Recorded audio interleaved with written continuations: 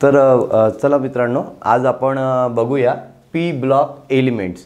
तुमच्या 12वीच्या पेपर 1 मध्ये P block element म्हणून एक चॅप्टर दिलेला आहे आणि तो सगळ्यात मोठा असा चॅप्टर आहे, तुम्हाला माहिती आहे। कारण की पी ब्लॉक एलिमेंट म्हटलं तर त्याच्या वेटेजही जास्त आहे आणि तो आपल्या MST CET आणि नीट या दोन्ही एक्झामला फार उपयुक्त असा चॅप्टर आहे। तर तो आज आपण बघणार आहे। तर पी ब्लॉक एलिमेंट मध्ये तुम्हाला माहिती आहे किती एलिमेंट्स येतात बेटा? There are total 37 elements. P block include total 37 elements. म्हणजे P block मध्ये एकूण 37 एलिमेंट्स आहेत आणि त्या एलिमेंट्सचाच आपल्याला अभ्यास करायचा आहे। मग P ब्लॉकला इतर ब्लॉकपेक्षा का बरं इतका वेटेज दिलेला आहे ते आज आपल्याला माहिती करून घ्यायचं आहे। तुम्हाला माहिती आहे P ब्लॉकमध्ये different types of variety types of element येत असतात, जसं मेटल, नॉन मेटल, मेटलॉइड, बरोबर आहे, हॅलोजन, चाल्कोजेन, इनर्ट गॅस एलिमेंट। तर या वेगवेगळ्या प्रकारचे एलिमेंट्स त्याच्यामध्ये येत असतात आणि त्या सगळ्या वेरियस टाइप्स ऑफ एलिमेंटचा आपल्याला एकत्रपणे अभ्यास करायचा असतो आणि म्हणून पी ब्लॉकला आपल्याला सर्वात जास्त काय दिलेला आहे, वेटेज दिला गेलेला आहे। तर तो आज आपण बघणार आहे। ते 37 एलिमेंट्सला तुम्हाला माहिती आहे पिरियडिक टेबलमध्ये ग्रुपमध्ये क्लासिफाय केलेलं असतं। ग्रुप म्हणजे वर्टिकल लाइन्स ज्याच्यामध्ये एलिमेंटला आपण काय करतो, अरेंज करतो टॉप टू बॉटम। तर तुम्हाला माहिती आहे ग्रुप नंबर 13 ते ग्रुप नंबर 18 पर्यंत तुमचे काय आहे, पी ब्लॉक एलिमेंट आहे। तर p block element are arrange in group number 13, 14, 15, बरोबर आहे, 16, 17 आणि 18। तर पी ब्लॉक एलिमेंटला टोटल 6 ग्रुपमध्ये काय केलेलं आहे, क्लासिफाय केलं गेलेलं आहे। तर त्यापैकी तुम्हाला माहिती आहे तुम्ही 11th स्टँडर्डमध्ये ग्रुप नंबर 13 आणि 14चा ऑलरेडी अभ्यास केलेला आहे, बरोबर आहे। तर त्यामुळे आपण 11th स्टँडर्डला जे आपण स्टडी केलेलं आहे ते आपण आज इथे बघणार नाही आहे। आज आपण फक्त 12th क्लासचं पी ब्लॉक एलिमेंट बघणार आहे, म्हणजे ग्रुप नंबर 15, 16, 17 आणि ग्रुप नंबर 18। त्यापैकी ग्रुप नंबर 15 आणि 16 हे सर्वात महत्त्वाचे ग्रुप्स म्हणून ओळखले जातात आणि याचा आपण अभ्यास सविस्तरपणे करणार आहोत आज, ठीक आहे। तर चला तर मग आपण बघूया ग्रुप नंबर 15, 16, 17 आणि 18 मध्ये सर्वात अगोदर एलिमेंट्स कोणते कोणते येतात। तर सगळ्यात अगोदर आहे ग्रुप नंबर 15 मध्ये नायट्रोजन, बरोबर आहे, ज्याचा ॲटॉमिक नंबर 7 आहे। त्याच्यानंतर आहे फॉस्फरस ज्याचा ॲटॉमिक नंबर 15 आहे। त्याच्यानंतर आहे आर्सेनिक 33, बरोबर आहे। मग येते अँटीमनी, बरोबर, किती येणार, 51। त्याच्यानंतर येणार बिस्मथ 83, बरोबर आहे। आणि मग काय येईल, बिस्मथ नंतर युनिट्रियम, बरोबर आहे, युनिपेंटेनियम, बरोबर आहे। तर आपल्याला याचा पण तुम्हाला ॲटॉमिक नंबर किती येईल, 100 अँड याच्यामध्ये 32 मिळवले तर 15, बरोबर आहे। तर असे टोटल किती एलिमेंट्स येतात तुमच्या ग्रुप नंबर 15 मध्ये, 6th एलिमेंट येतात, बरोबर आहे। Nitrogen, phosphorus, arsenic, antimony, bismuth आणि युनिपेंटियम।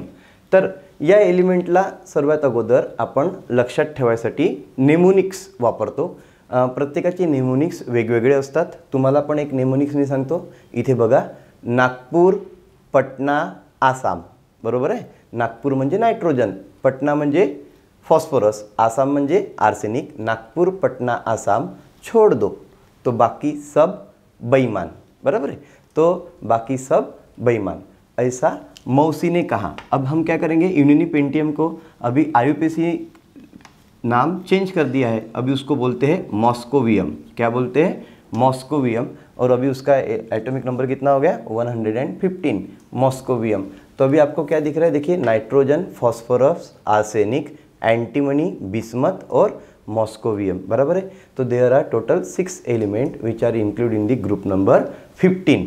तो इसको फिर से एक बार याद रखेंगे, क्या बोला मैंने, नागपुर, पटना, आसाम छोड़ बाकी सब बेईमान, ऐसा मौसी ने कहा, ठीक है। अब इसके एटॉमिक नंबर को याद रखना है। तो एटॉमिक नंबर को कैसे याद रखोगे, आपको पता है कि ये जो नाइट्रोजन है ये आपका सेकंड पीरियड एलिमेंट है, सेकंड पीरियड में आता है।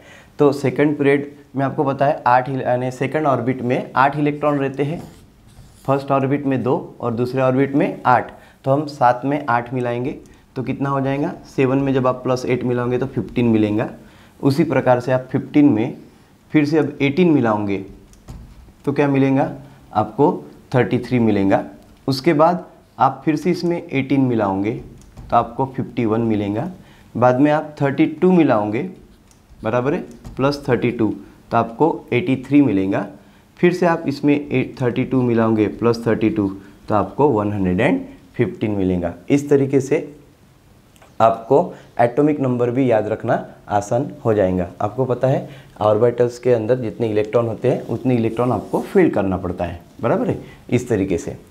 तो देखिए अपन थर्ड ऑर्बिट में जा रहे थे तो इसमें 8, फिर फोर्थ में 18, फिफ्थ में 18, सिक्स में 32, सेवन्थ में 32, इस प्रकार से। तो आपको पहले तो ग्रुप नंबर 15 में जो एलिमेंट्स आ रहे हैं उसको आपने लिख लिया। Group number 15 is also known as pnictogen. इसको हम क्या बोल सकते हैं बेटा, पिंटोजेन। पिंटोजेन, पिंटोजेन यानी ग्रुप नंबर 15। तो group number 15 is also known as pnictogen, ठीक है। उसके बाद ग्रुप नंबर 16 में क्या आएगा, ऑक्सीजन, सल्फर, सेलेनियम, टेलेरियम, पोलोनियम और लैवरेलियम, ठीक है। तो इसमें एटॉमिक नंबर क्या है, अगर ये 7 है तो ये क्या हो जाएंगे बेटा 8, क्योंकि हम when we move from left to right atomic number increases. तो ये 7 है तो ये 8 हो जाएगा, 15 है तो 16, 33 है तो ये 34 हो जाएगा, 51 है तो ये 52, 83 है तो 84, 115 है तो ये क्या हो जाएगा 116, बराबर है। तो इस प्रकार से आपको ग्रुप नंबर 16 में कौन से एलिमेंट है, oxygen, sulphur, selenium, tellurium, polonium and livermorium, बराबर है। अब इसको कैसे याद करेंगे, देखिए इसको याद करने के लिए ऊटी से शिमला टेलीग्राम पहुंचा लव वाला, बराबर है, प्यार वाला। तो ऊटी से शिमला टेलीग्राम पहुंचा लव वाला या प्यार वाला, कैसे याद करें, निमोनिकली, ठीक है। अब देखिए इसमें ऑक्सीजन है, सल्फर है, सेलेनियम है, टेलेरियम है, पोलोनियम है और लैवरेलियम है, ठीक है। तो इस प्रकार ग्रुप नंबर 16, ये ग्रुप नंबर 16 हमारे लिए बहुत ही इंपॉर्टेंट है बेटा, क्योंकि इसमें हम देखते हैं जो पहले 4 एलिमेंट है, ऑक्सीजन, सल्फर, सेलेनियम और टेलेरियम, ये चारों एलिमेंट ओर बना सकते हैं, मीन्स ये ओर फॉर्मेशन प्रॉपर्टी को बिलोंग करते हैं। और अगर ये ओर बनाते हैं तो ये ऑक्साइड, जैसे ऑक्सीजन किसी के साथ कंबाइन हो जाएगा तो ऑक्साइड बना लेगा किसी मेटल के साथ, सल्फर किसी मेटल के साथ या नॉन मेटल के साथ कंबाइन होगा तो सल्फेट बना लेगा, हाँ, सेलेनियम सेलुनाइड बना लेगा, टेलुरियम टेलोराइड बना लेगा। तो ये सब ओर है। तो ये ग्रुप नंबर 16 में जो पहले 4 एलिमेंट है ये ओर फॉर्मेशन कर सकते हैं, ओर बना सकते हैं, जिसमें से आप प्रॉफिटेबली मेटल या नॉन मेटल को एक्सट्रैक्ट कर सकते हो। तो ऐसे ओर बना सकते हैं, इसीलिए ग्रुप नंबर 16 को हम जनरली चाल्कोजेन भी कहते हैं। क्या बोलते हैं बेटा, chalcogen. Group number 16 is also known as chalcogen. तो देखिए ग्रुप नंबर 16 को चाल्कोजेन क्यों कहा जाता है, क्योंकि पहले जो 4 एलिमेंट होते हैं ऑक्सीजन, सल्फर, सेलेनियम और टेलेरियम, ये चारों एलिमेंट क्या कर सकते हैं, और फॉर्मेशन कर सकते हैं, इसलिए उनको चाल्कोजेन बोलते हैं। क्योंकि फिर बचे कितने, 2 ही एलिमेंट, पोलोनियम और लैवरेलियम, ठीक है। तो ये हुए ग्रुप नंबर 16 के एलिमेंट। उसके बाद है ग्रुप नंबर 17। आपको पता है ग्रुप नंबर 17 बहुत फेमस है, सभी बच्चों को याद होता है। इसको हम बोलते हैं हैलोजन। हैलोजन, और हैलोजन कौन से, fluorine, chlorine, bromine, iodine, astatine and tennessine, बराबर है। तो अभी आपको दिख रहा है इसमें फ्लोरीन है, क्लोरीन है, ब्रोमीन है, आयोडीन है, अस्टैटिन है और टेनासिन है। फ्लोरीन का एटॉमिक नंबर कितना है, 9, क्लोरीन का कितना है 17, ब्रोमीन का 35, आयोडीन का 53, एंटीमनी का अस्टैटिन का 85 और टेनासिन का 117, बराबर है। तो ये ग्रुप नंबर 17 के एलिमेंट्स हो गए। अब हम देखेंगे ग्रुप नंबर 18 के एलिमेंट्स। ग्रुप नंबर 18 में कौन से एलिमेंट होते हैं? तो सबको पता है ग्रुप नंबर 18 को हम क्या बोलते हैं? इनर्ट गैस एलिमेंट या noble gas. Inert gas element, inert gas elements और noble gas, noble gas element.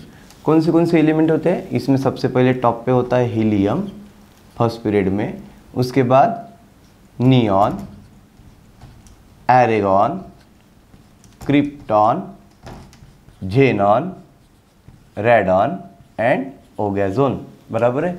तो इसमें एटॉमिक नंबर देखिए 2, 10, 18, उसके बाद 36, 54, 86 एंड 118। तो कुल मिला के अगर आप इसको काउंट करते हो तो देयर आर 37 एलिमेंट्स, यानी आपके पी ब्लॉक में टोटल 37 एलिमेंट्स है जिसको पी ब्लॉक में ग्रुप में क्लासिफाई किया गया है। तो 13 और 14 के भी आपको 6 एलिमेंट मिलाना पड़ेगा, तब जाके 37 हो जाएगा। बराबर है। तो इसमें देखिए हमको आज पढ़ना है ग्रुप नंबर 15 और ग्रुप नंबर 16 के बारे में डिटेल में, तो आज हम वही पढ़ेंगे। तो बाकी मैं अभी क्लीन कर देता हूँ।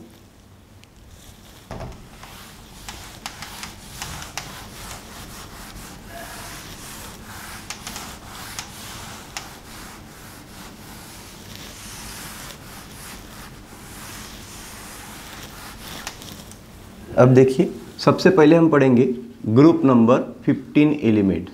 Group number 15 element that is chalcogen, that is pnictogen, that is पिंक्टोजेन।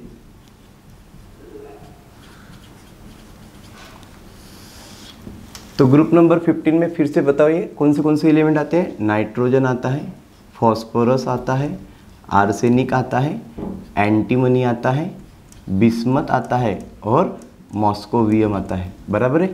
Total 6 element. इसमें नाइट्रोजन का एटॉमिक नंबर कितना है? 7, फॉस्फोरस का कितना है? 15, आर्सेनिक का 33, एंटीमनी का 51, बिस्मथ का 83 और मॉस्कोवियम का 115।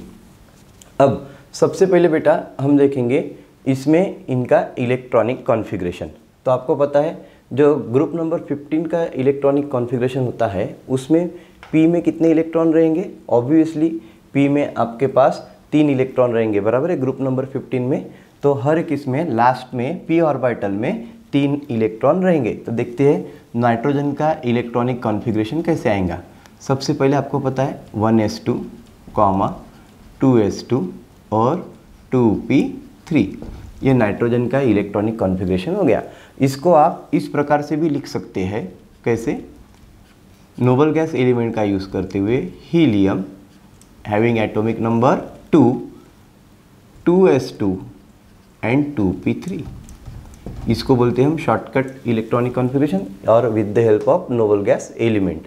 बराबर है। फॉस्फोरस का क्या हो जाएगा? फॉस्फोरस का हो जाएगा 1s2, 2s2, 2p6, 3s2, 3p3।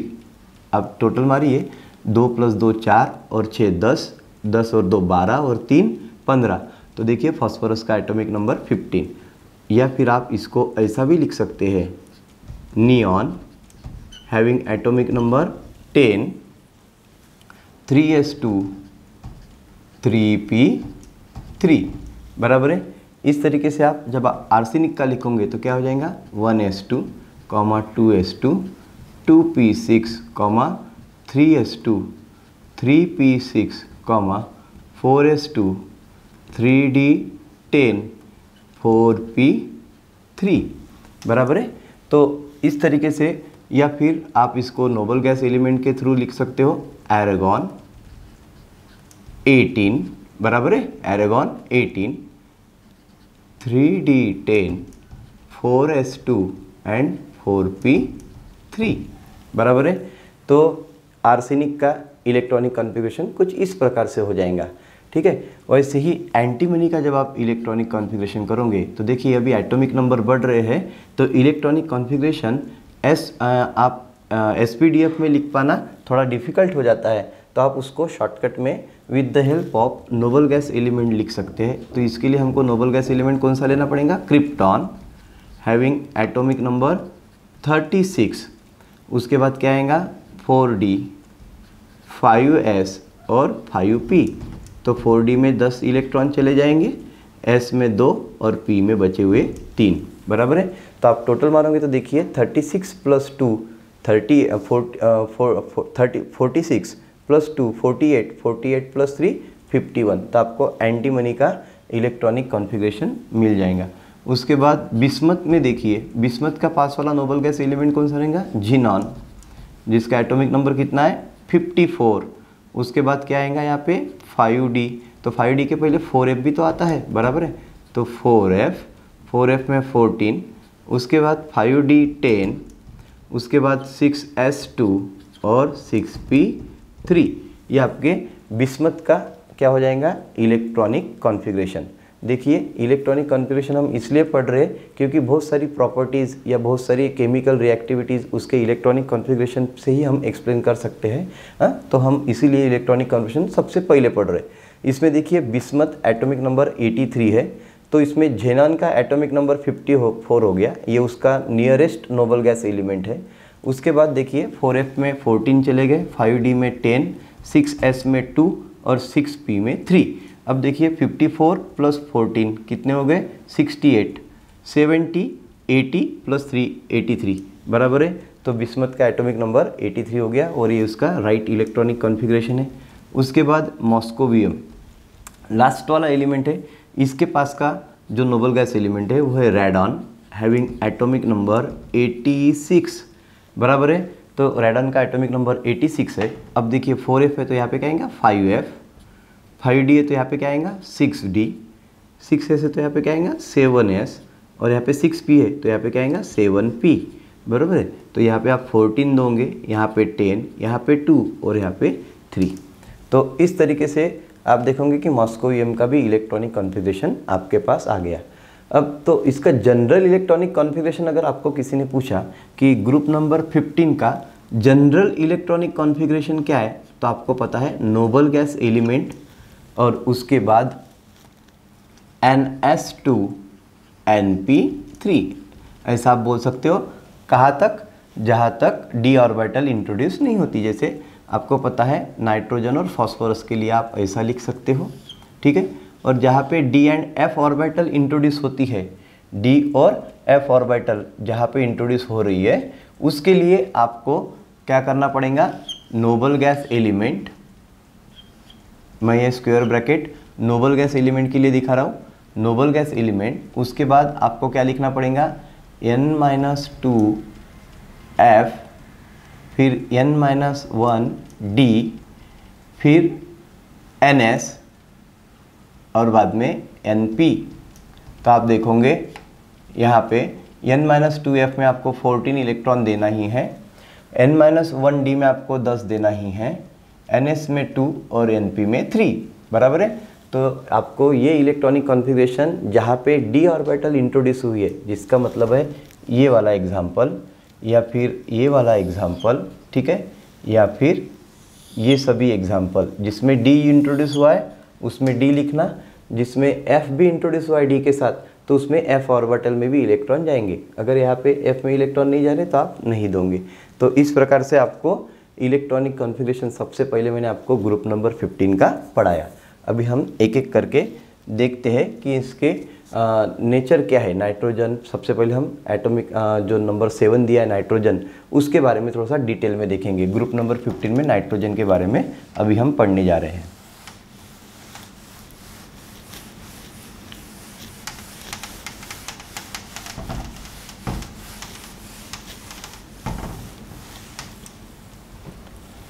Nitrogen,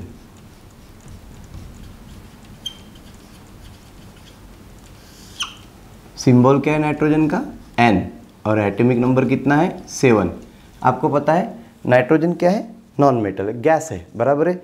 non metal है, गैसीय स्टेट में रहता है और उसके नंबर ऑफ ऑक्साइड्स वो बना सकता है। आपको पता है नाइट्रोजन का जो एटॉमिक नंबर 7 है, तो इसका इलेक्ट्रॉनिक कॉन्फ़िगरेशन अभी आपने लिखा, nitrogen having atomic number 7 having electronic configuration helium 2, 2s2 और 2p3, ये आपने इलेक्ट्रॉनिक कॉन्फ़िगरेशन देखा, बराबर है। इसमें आपको d ऑर्बिटल कहीं दिख रही है क्या बेटा? नहीं है।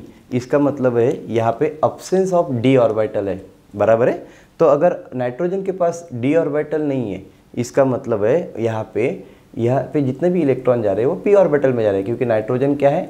p ऑर्बिटल एलिमेंट है, तो इसमें लास्ट इलेक्ट्रॉन p ऑर्बिटल में जा रहे हैं। तो d ऑर्बिटल नहीं है तो नाइट्रोजन आपको पेंटा हैलाइड्स नहीं बना सकता। Nitrogen does not form penta halides. Nitrogen mean nitrogen does not form penta halide. अब नाइट्रोजन पेंटा हैलाइड्स क्यों नहीं बना सकता? क्योंकि आपको पता है बाकी उस ग्रुप में जितने भी एलिमेंट्स है, phosphorus, arsenic, remaining element antimony, bismuth या मॉस्कोवियम, जितने भी एलिमेंट हैं वो पेंटा हैलाइड बना सकते हैं, सिर्फ नाइट्रोजन नहीं बना सकता। तो nitrogen does not form penta halide. Why it is so? Why it is does not form penta halide? क्योंकि नाइट्रोजन के पास d ऑर्बिटल नहीं है, जिससे उसकी जो वैलेंसी है वो 4 पे रिस्ट्रिक्ट हो जाती है, यानी उसकी जो कोवैलेंसी है वो 4 नंबर पे, 4 इलेक्ट्रॉन पे रिस्ट्रिक्ट हो जाती है। इसीलिए nitrogen does not form penta halide because of the absence of d orbital. इसका मतलब है ग्रुप नंबर 15 में नाइट्रोजन बाकी रिमेनिंग एलिमेंट से कुछ अलग प्रॉपर्टी को दिखाता है, कुछ डिफरेंट प्रॉपर्टी को दिखाता है, जिसको हम बोलते हैं एनामोलस बिहेवियर। ठीक है, तो एनामोलस बिहेवियर क्या है अभी हम वो समझने का प्रयास करेंगे। सबसे पहले नाइट्रोजन के बारे में एनामोलस बिहेवियर क्या है। एनामोलस बिहेवियर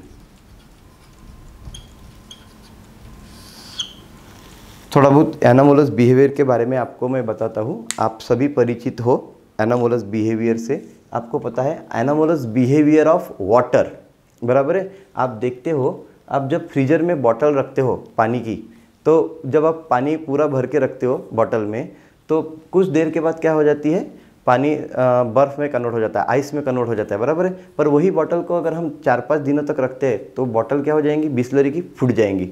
इसका मतलब है आपको क्या समझा इसमें कि volume of water suddenly increases, means 2 to 3 days volume of water क्या हो रहा है, बढ़ रहा है।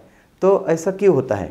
देखिए, तो जैसे जैसे पानी का टेम्परेचर कम कम होते जाएगा, बराबर है, आपको पता है पानी के मॉलिक्यूल्स पास पास में आ जाएंगे। पानी का टेम्परेचर कम कम हो रहा है, इसका मतलब वाटर का टेम्परेचर कम कम हो रहा है, इसका मतलब है वाटर के मॉलिक्यूल कंडेंस हो रहे हैं, पास में आ रहे हैं, बराबर है। तो एट 4 डिग्री सेंटीग्रेड वाटर के मॉलिक्यूल सबसे ज़्यादा पास में आ जाते हैं। ठीक है, तो at 4 degree centigrade water has maximum density, बराबर है। 4 डिग्री सेंटीग्रेड तक पानी आने के बाद 4 डिग्री सेंटीग्रेड पे पानी की डेंसिटी मैक्सिमम हो जाती है, वाटर की डेंसिटी मैक्सिमम हो जाती है। पर उसके बाद क्या होता है, बिलो 4 डिग्री सेंटीग्रेड जैसे ही टेम्परेचर चला जाता है, मॉलिक्यूल्स जो होते हैं वाटर के वो पास में आने के बजाय दूर चले जाते हैं।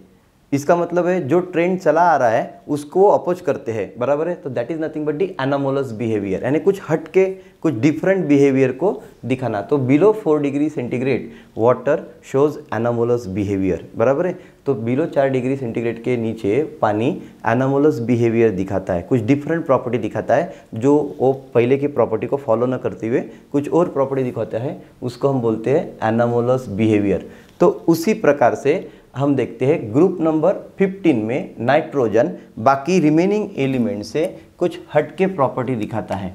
तो कौन सी प्रॉपर्टी दिखाता है ग्रुप नंबर 15 में नाइट्रोजन? आपको पता है, मैंने आपको अभी क्लियर कर दिया कि नाइट्रोजन डज नॉट फॉर्म पेंटाहालाइड। ये सबसे पहली प्रॉपर्टी मान लीजिए, नॉट फॉर्म पेंटाहालाइड्स,